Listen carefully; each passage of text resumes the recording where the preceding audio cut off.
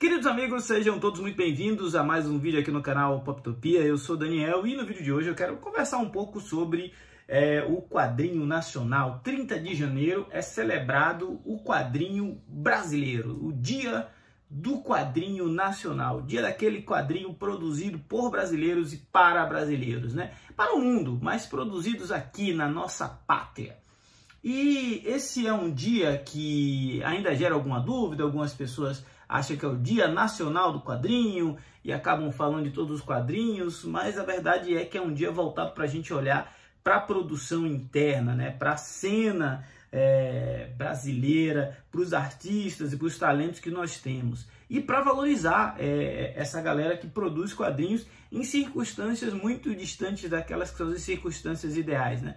Trabalhar com cultura no Brasil é bastante desafiador e muitas vezes é um desafio hercúleo tentar sobreviver, principalmente quando a gente está falando de algo que muita gente não dá o devido valor, que é a nona arte, né? As histórias em quadrinhos. Então hoje eu vou comentar algumas HQs, vou recomendar algumas HQs que eu li por aqui, produzidas por artistas brasileiros, lançadas por diversas editoras, mas sobretudo eu quero que você que está aí me assistindo já deixe no comentário qual foi o quadrinho brasileiro que você leu e você mais curtiu, né? Hoje eu vou até falar um pouquinho sobre o meu, né? O quadrinho que até hoje que eu leio e volta e meia eu releio. Mas eu queria começar essa lista falando de um lançamento que foi do Pipoca Nanquim, né? Esse é um quadrinho chamado Super Punk e tem vídeo aqui no canal, é do Guilherme Petreca com a Mirti Santana. Além de ser um quadrinho com todo o acabamento que Pipoca Nanquim costuma fazer, é um quadrinho muito interessante porque ele dialoga com públicos de diversas idades. Uma história de aventura de uma menina que tem superpoderes a partir de uma fita mágica que ela ouviu e as músicas que estavam lá despertaram nela habilidades super-heróicas. Assista o review. É muito divertido. É um quadrinho que você coloca na mão de uma criança, de um adolescente, de um adulto. Se a pessoa tiver tido uma infância nos anos 90, tiver tido um Walkman, tiver tido alguém na família que gostava muito de música, vai rapidamente se identificar com a Super Punk e vai curtir essa história. Extremamente bem ilustrado, muito bem escrito, uma edição caprichadíssima que não deixa nada a desejar a quadrinho importado, com uma linguagem hiper cartunesca, né? Poderia ser uma animação, poderia ser um videogame, poderia ser qualquer coisa. Super Punk é convidativo, né? Então, assim, eu já começo a lista com uma coisa bem pop, bem alto astral. Para falar isso, por que eu escolhi esse para começar? Porque eu quero dizer que o quadrinho brasileiro ele é bastante diverso, né? E ele tem todo tipo de tema, todo tipo de assunto. Muitas vezes a gente para, o quadrinho brasileiro é muito repetitivo, fala sempre sobre os mesmos dilemas, sobre as mesmas coisas. À medida que eu fui lendo histórias cada vez mais diferentes entre si, eu fui percebendo que a grande verdade é que nós temos todos os tipos de histórias e temos inclusive excelentes histórias de humor, como essa aqui do Paulo Moreira, né? Essas são as melhores do Paulo Moreira. O Paulo Moreira e suas tirinhas que tiram risada de qualquer pessoa. São histórias assim curtas, são esquetes do dia a dia, são situações que ele posta muitas vezes nas redes sociais dele e que aqui a gente teve tudo reunido em uma edição da Conrad que ficou bem bacana. As melhores de Paulo Moreira, que saiu pela Conrad. O autor também de Bom Dia Socorro. Agora, também da Conrad, mas aí já um material mais sério, com um conceito mais artístico, tem Laerte Visão, né? Laerte Visão é uma coletânea, né? Uma antologia que reúne tirinhas da Laerte com pedaços de prosa, pedaços de poema, com recordações da infância e da juventude dela e todo esse processo de amadurecimento como artista. Então é um livro memória que a gente transita entre a ficção e a realidade da trajetória deste grande artista brasileiro, desta grande artista brasileira, me perdoe. E aqui a gente tem algumas tirinhas bem bacanas que, apesar de terem sido feitas há muito tempo continuam extremamente atuais, né? Falando de atualidade, recentemente um brasileiro foi muito reconhecido e teve seu trabalho premiado, né, pelo Troféu Jabuti. Eu estou falando do Lucas Jonathan e Como Pedra. Como Pedra entrou na minha lista de melhores do ano de 2023. Foi um quadrinho que eu li e eu fiquei com a impressão de que era uma releitura muito acertada de Vidas Secas. Vidas Secas de Graciliano Ramos, para mim, é um dos melhores livros que eu já li na vida. E aqui Como Pedra tem esse mesmo clima, tem essa mesma coisa de usar a aridez do sertão, a coisa do sertanejo, o cenário desafiador, com várias camadas da história, passando por questões sociais que já perturbam o Brasil há muito tempo e ainda assim questões muito atuais. Então esse quadrinho ele é muito interessante. Não à toa ganhou o Troféu Jabuti, não à toa está indicado lá para ganhar troféu em Angoulême, né? Eu tive a honra de conseguir um autógrafo com o Lucas durante a CCXP, ele foi super gentil, fez essa arte bacaníssima aqui na minha HQ e eu fiquei deslumbrado com isso, porque eu acho que Como Pedra merecia ainda mais reconhecimento, né? Eu espero que agora, ganhando todos esses prêmios e toda essa notoriedade, a gente tenha a oportunidade de ver mais gente falando a respeito dele. Mas tem muito quadrinho que não sai por editora nenhuma, ou sai de forma independente e só depois ganha uma editora, como por exemplo Estados Unidos da África, que foi primeiro resultado de uma campanha no Catarse, dos meninos lá de Salvador, Anderson Chon e Daniel Cesarte. Isso aqui é a história de um rei africano que descobre um poder e resolve transformar a África em uma potência social, econômica, esportiva. É um what if, né? Um que aconteceria se o Superman fosse africano. E, cara, os caras acertaram muito. A história, ela transita entre situações totalmente fictícias e alguns momentos históricos que a gente viveu na realidade, né? E tudo isso é costurado em uma narrativa muito com cara de super-herói, muito acessível para todo mundo ler e entender o que eles colocaram aqui. E eu confesso para vocês que eu não tinha muitas expectativas, né? Quando eu peguei para ler Estados Unidos da África, e fui surpreendido com um dos melhores quadrinhos produzidos no Brasil nos últimos anos, né? Acho que todo mundo devia experimentar a leitura desta obra, tá? Não só pelos meninos serem muito gente boa lá de Salvador, mas pelo contexto de entregarem um material que pode ser, inclusive, adaptado para outras mídias, transformado em jogo e tudo mais. O talento brasileiro, ele se apresenta em diversas formas, né? Por exemplo, eu estou aqui com A Revolução dos Bichos, uma adaptação do livro de George Orwell, feitos pelos artistas brasileiros Yuri Andrei, Pedro Okuyama e Laís Bicudo. Essa versão, né, da Revolução dos Bichos, ela é amigável também, ela é divertida, ela consegue transformar uma história que tem uma camada política absurdamente densa em algo muito acessível para a leitura, e isso eu acho que é fundamental para qualquer obra lançada dos anos 2000 para cá. Nós estamos vivendo uma época onde as pessoas só leem por obrigação.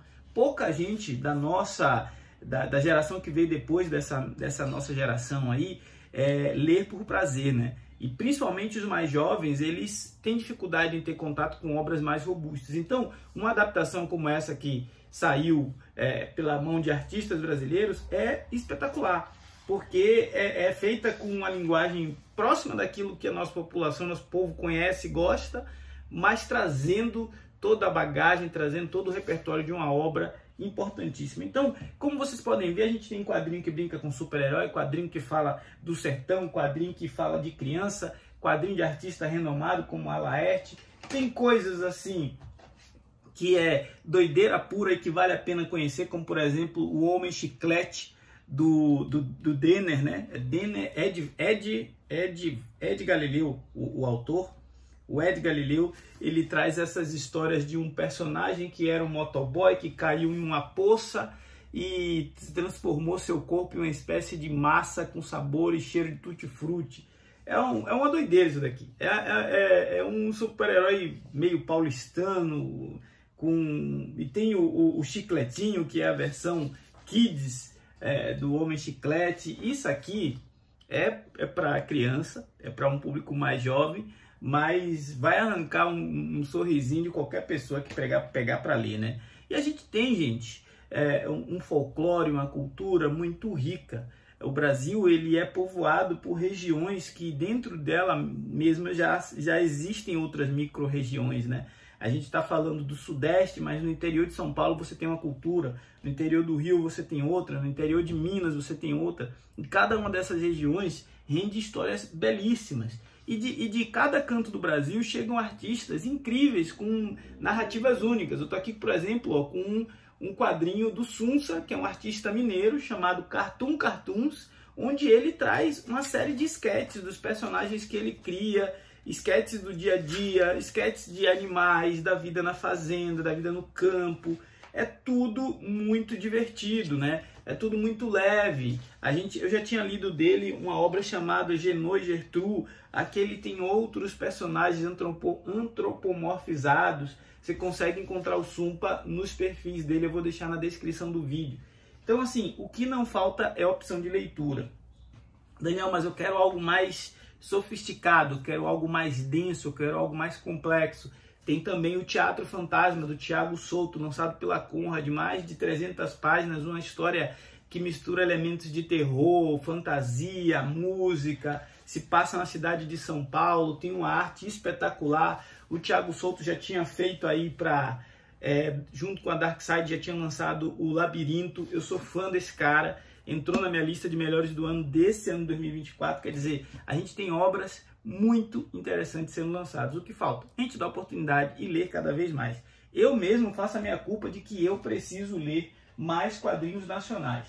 Uma coisa que eu não perco de vista, sempre que sai eu pego para ler, algumas eu consigo resenhar, quando não aqui no YouTube, lá no Instagram, são as Graphics MSP. Eu acho que as Graphics MSP são uma excelente vitrine daquilo que são os talentos nacionais, artistas como Danilo Beirute, artistas como Jefferson Costa e Rafael Calça, Guilherme de Souza, artistas como a Verônica Berta, que lançou essa daqui recentemente, a Marina. Eles pegam carona na popularidade desses personagens do Maurício de Souza, como o Anjinho aqui, do Max Andrade, e entregam obras que são acessíveis, obras que são universais. Isso é muito importante. Por quê? Porque ela vai dialogar com a criança que está aprendendo a ler e se descobrindo o universo das histórias em quadrinhos, e vai dialogar comigo e com você que foram alfabetizados lendo as histórias da Turma da Mônica e agora se interessa por ver novas versões desses personagens,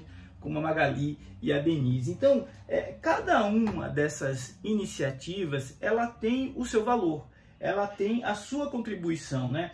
O quadrinho nacional, ele acaba meio que passando batido, porque o grande mercado, a grande indústria dos quadrinhos, ela é voltada para trazer obras de fora, né?